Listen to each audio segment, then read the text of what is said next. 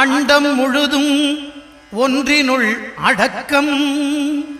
அதுவே ஆனைமுகமெனும் ஓங்கார விளக்கம். சுழலும் கோள்கள் அவன் சொல் கேட்கும். அவனை தொழுதால் போதும் நல்லதே நடக்கும். ஆனைமுகனை தொழுதால் நவக்கிரகங்களும் மகிழும்.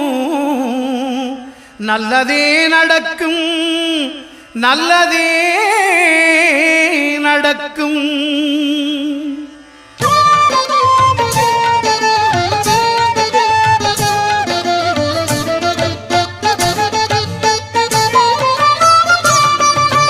ஒன்பது கோளும் ஒன்றாய் காண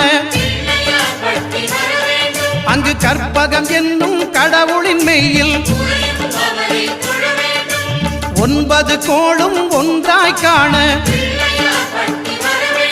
அங்கு கற்ப